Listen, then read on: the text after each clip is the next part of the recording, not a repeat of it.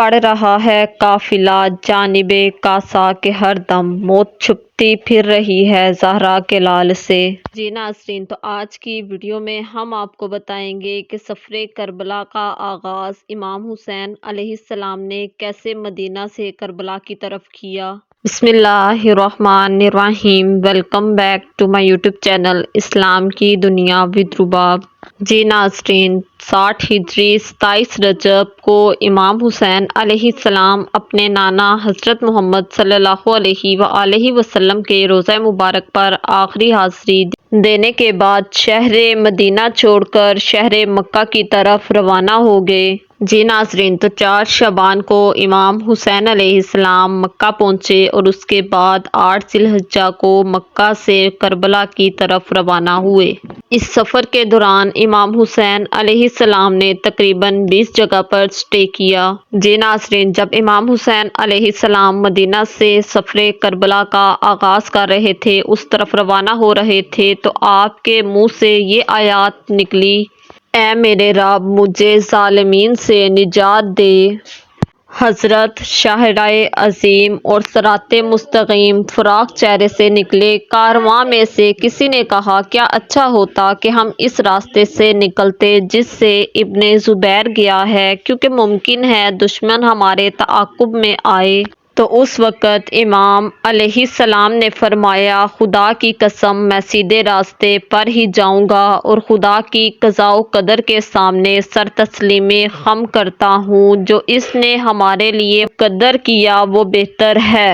جی ناظرین، تو امام حسین علیہ السلام نے شعبان، رمضان، شوال اور ذی القعدہ میں مکہ میں رہائش رکھی اور بروز منگل ذی الحجہ کو حضرت امام حسین علیہ السلام نے عمرہ کی ادائیگی کی اور پھر عراق کی طرف نکل گئے۔ جی ناظرین، تو یہ سفر کی منزل جائے شہادت جہاں پر امام حسین علیہ السلام نے پہنچنا تھا، وہ منزل طے کر رہے تھے کہ سیکنڈ لاسٹ اپنے سٹاپ پر پہنچے جس کو نینوا کہا جاتا ہے۔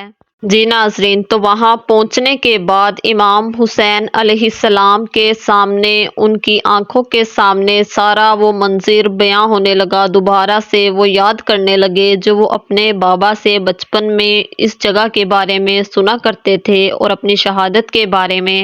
جی ناظرین، تو ابھی امام حسین علیہ السلام کا تھوڑا سا سفر رہتا تھا کہ سامنے ایک ریگستان نظر آیا، تو وہاں ابن زیاد کا ایک لشکر آپ علیہ السلام کے سامنے آیا اور کہنے لگا کہ مجھے ابن زیاد نے ایک خط دیا ہے کہ امام حسین علیہ السلام جس جگہ پر بھی ہیں ان کو وہیں پر روک لیا جائے اور میں آپ کو ایک ایسی جگہ پر ٹھہراؤں جہاں پر پانی بھی نہ ہو۔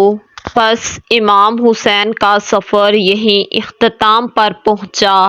جی ناظرین، تو 2 محرم کے دن ختم نبوت اہل نبوت کے گھرانے کو، اہل بیت کے لشکر کو یہیں پر روک لیا گیا۔ پھر امام حسین علیہ السلام نے اس لشکر سے فرمایا جس نے حسینی لشکر کو یہیں پر روک لیا تھا کہ کم از کم یہ تو بتاؤ اس جگہ کا نام کیا ہے۔ پھر اس نے بتایا کہ اس جگہ کا نام کربوبلا ہے۔ جی ناظرین، تو پھر امام حسین علیہ السلام نے اپنے لشکر کو بتایا کہ یہی ہماری جائے شہادت ہے، یہیں پر ہمارے قافلے لگیں گے اور یہیں پر ہمارا خون بہایا جائے گا۔ جی ناظرین، تو یہی کربلا کا میدان آپ کے سفر کی 20ویں اور آخری منزل تھا۔